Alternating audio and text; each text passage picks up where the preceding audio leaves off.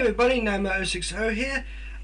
This is going to be an unscripted video as per usual, and it's going to address the recent kind of debacle with the BP oil spill and a bit of fair thoughts on, the kind of, you could say, energy crisis, but I don't know if it's a real crisis, but either way.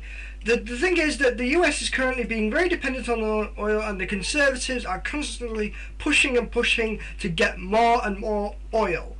And as a result, the corrupt companies such as BP, who have been shown to be cutting corners to cut costs, and you have the Republicans who are just constantly defending it. No, they didn't do anything wrong, at least to the extent of my knowledge. Of course, Fox News being wanting to stay, in the public favour, and BP being public enemy number one, they obviously can't, be very appreciative of their actions because it's causing the largest ecological disaster in US history, if not the world. But the thing is, I think there's something that people are missing, and the thing is energy sources. This is something that Robert Llewellyn, whose channel I will plug, and he does not just because he's a celebrity, but because he is honestly, a very intelligent person who I agree with a lot. As he stated, they're being pressured and always pressuring to get more oil, just more oil. And I understand that right now, because of the system, that America needs oil. I don't have a problem with this. Maybe I don't know the number of methods or the complications of getting oil. I'm just thinking that maybe that deep sea oil drilling can only work if the strict safety precautions are followed, which BP aren't doing because they're cost cutting. But we need to start making a shift towards using renewable energy sources.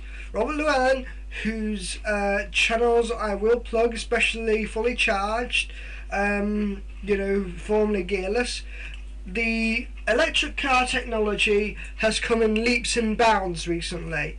They are almost, if not as good as petrol-driven and diesel-driven cars right now. I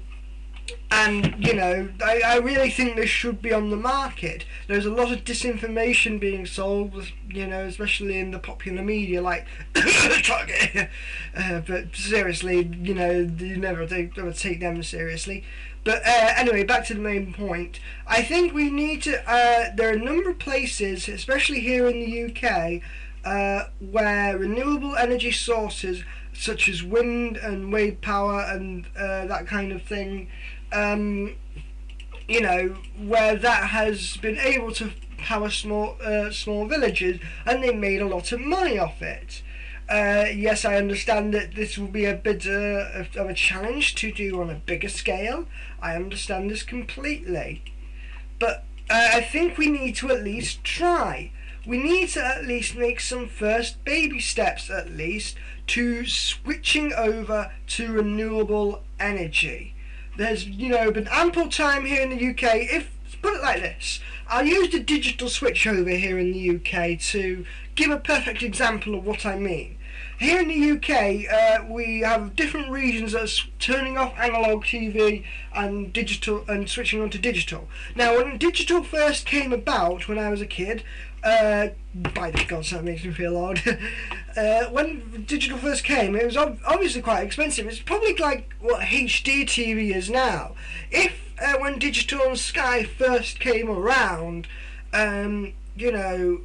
basically it would be completely unfeasible to turn off analog because of the expense.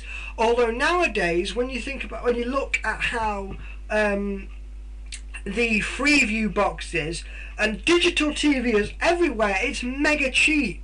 You can get very basic digital TV for a very low price, and a single price without a monthly cost, as far as I'm aware. And so you basically buy a TV, you buy a box, maybe a DVD player if you so desire, and maybe have an aerial installed, and that's it. And so the digital switchover, they're giving us a time, they're giving us a date to switch over to digital, and there's ample time to be able to get at least the most basic digital television, which is incredibly affordable nowadays. And I think that the same thinking should be applied to renewable energy companies. The oil companies are saying that they're trying to protect the environment by drilling more oil and trying to spread propaganda against renewable energy sources such as electric power, electric and wind power and all that.